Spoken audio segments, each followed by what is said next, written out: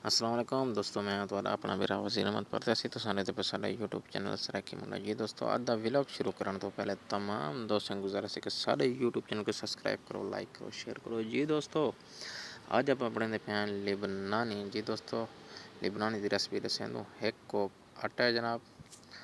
उहदे तो बाद आप पेसों एक पिनिया नीडो एक पिनियान नीडो। उहदे तो बाद एक पिनियान चीनी यानी शक्कर अदन अरबी दे विच शक्कर यानी एक पिनियान आप चीनी पेसों। ठीक है दोस्तों, उहदे तो बाद आप पेसों नमक दा पेसों आप आधा चम्मच जी। दोस्तों एक कप आटे आधा चम्मच नमक।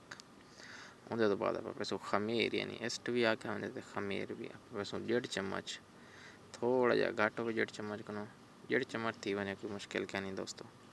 उहदे बाद पेसों आप बेकिंग पाउडर दा आधा चम्मच जी भी बस साढ़े दे पियो आधा चम्मच बेकिंग पाउडर पा चुके से। और होंदे तो बाद आप थोड़ा जा पेसों आयल दोस्तों जी। दोस्तों अपना आटा तैयार थी चुको तो आप इंशाल्लाह हम सेल विचेंदे पैसे आगे तो इंशाल्लाह तुमको पूरी मालूमात देनू दोस्तों। माशाल्लाह आटा भरी थे कितना आ चुके देखो और इंडिया पाउन विचेंदे से सेल तो इंशाल्लाह तुमको बाकी भी सारी मालूमात देने हैं इंशाल्लाह। देखो ये सेल बिछाने का तरीका जनाब, थोड़ा जा उत्ते चा करें तलों आटा मलसो ताकि तले चिपक से जी। दोस्तों आप सेल बिछा के दसे थे ये ढक्कन है जड़ा इंदे नाल आप कटे सो आटे को देखते पियो। कोई भी चूड़ी होवे मसलन तो साए कट सकते हो जितना पीस करना जी। दोस्तों ये तैयार थी चुके हैं कटे चुके हैं आप को तवे तो सटने पियो। इंदी तलवी साइड तो आप कलर गिनसों कलर गिनते वाले को दूजी साइड पलटी करे सो दूजी साइड पलटते ते वाला पाउंदो तो जिपन भी लेंदो ते ज़तर भी जैतून भी जी। दोस्तों देखो ये बैक साइड तो कलर आ चुके इनको आप पलटी मरे सो पलटी कार के ते वाल इंदे तो आप लेंदो जिबन ज़तर ते जी। दोस्तों ये इंदे तो आप जिबन लेंदे पियो जिबन ला करें ते वाल आप इंदे तो सटे सो ज़तर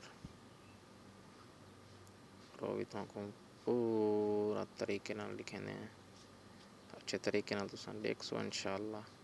तुसां लाजमी ट्राई करी जो ते कमेंट्स दे विच लाजमी साको राय ले सकत साडी वीडियो तुमको जनाब किवें लगी है। ए जनाब लिबनानी देखो ज़तर मुकम्मल थी चुके और ही देते आप पेसों ज़तर जी। व्यूअर्स ए तो सर देख दे पियो कि ज़तर भी कंप्लीट थी चुके ते होंदे तो बाद आप पेसों ही देते जैतून यानी तेल जैतून आयल समझ गया सो तेल भी ते आयल भी ठीक है। तो उनके तो बाद बस कंप्लीट है तलू देख सो के भी कलर आगे लाल थी गए तो आप हूँ टाइम लहा देसो जी। दोस्तों ये बिल्कुल कंप्लीट थी चुकी है लिबनानी तो इंशाल्लाह नेक्स्ट वीडियो दे नाल ज़रूर मुलाकात थी से अल्लाह सोने दे हवाले।